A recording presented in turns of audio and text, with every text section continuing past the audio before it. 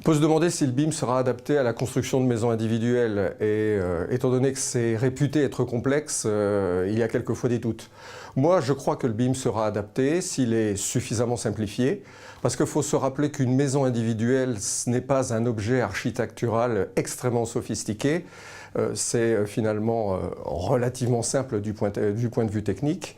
Et donc le fait de réussir à modéliser au sein d'un BIM un tel objet est une action relativement facile, à condition d'avoir les bons logiciels et à condition d'avoir la bonne formation.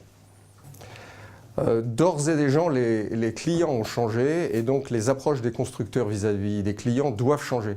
Et justement, le BIM est l'opportunité de tirer parti de cette nouvelle technologie, c'est-à-dire de faire des perspectives 3D, de faire des visites virtuelles 360 degrés, de permettre aux clients de enfin se projeter dans leur futur logement, leur futur appartement, leur future maison, éventuellement y compris le mobilier et la décoration. Et ça, ça aide au déclenchement de l'envie et de l'acte d'achat. Alors on s'interroge sur des baisses de coûts, il faut aussi s'interroger sur des baisses de délai, des améliorations de la qualité. Mais sur la baisse des coûts, franchement, je pense que c'est la grande inconnue aujourd'hui. Tous les feux sont au vert pour que ces outils efficaces nous aident à mieux maîtriser les approvisionnements. Sachez que dans la maison, l'approvisionnement, c'est une épicerie de détail et donc l'apport du BIM sera une plus grande rigueur et une plus grande clarté dans les volumes d'approvisionnement à faire.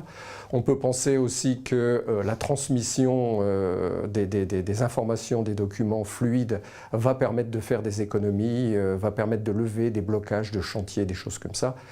Mais très franchement, je ne sais pas quel pourra être l'ordre de grandeur de ce genre d'économie.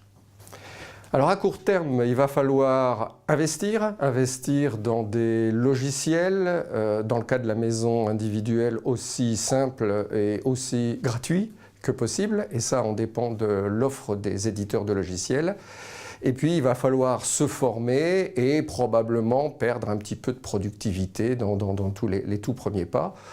Donc il va falloir faire en sorte, et ça sera la position de notre syndicat professionnel, que pendant cette période de transition, le surcoût soit compensé par des économies immédiates, de façon que ça ne pénalise pas trop les comptes d'exploitation des entrepreneurs et des constructeurs.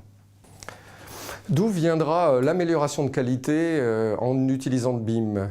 Dans le cas de la maison, je pense que la rigueur que le BIM va apporter à la définition des commandes, la rigueur que le BIM peut apporter aussi aux conditions logistiques de livraison, va faire qu'une économie de matériaux, une économie de rebut, une économie d'erreurs matérielles va se dégager et va permettre d'avoir directement une qualité et surtout une conformité à la conception qui sera irréprochable.